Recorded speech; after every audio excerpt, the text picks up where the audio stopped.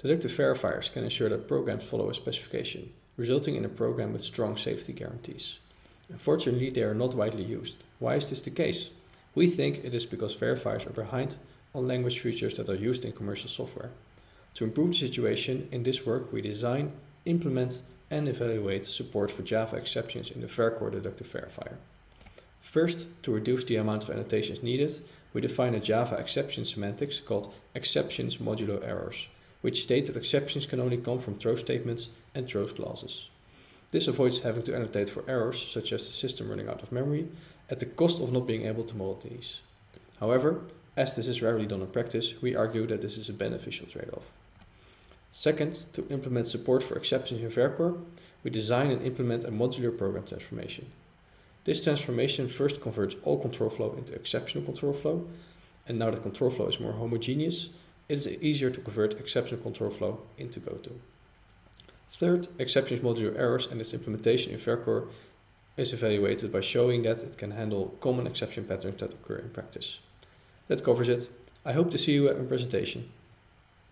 In our work on education and training in formal methods for industrial critical systems, we revisit the 2020 expert survey on formal methods from an education perspective.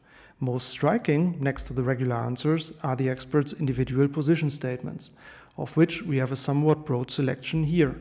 Vital, fundamental above all, and at the same time a primary challenge and insufficient. This does not paint the brightest picture and raises the question of how these statements go together with over 20 years of successful formal methods teaching. Interestingly, a possible answer and a path towards new solutions is right there in the survey report. Namely, if we follow the survey report in viewing possible interpretations of the term formal methods on one axis, and the target roles, that is, the job descriptions that we are teaching for, on another axis, we see that the core classical formal methods education and training is a different thing than Fmics education. Our contribution: let's get started talking about Fmics education then. Let's discuss specific learning objectives, curriculum considerations, and course designs. See our proposals and thoughts on these topics and much more in our full video and the paper. Thank you.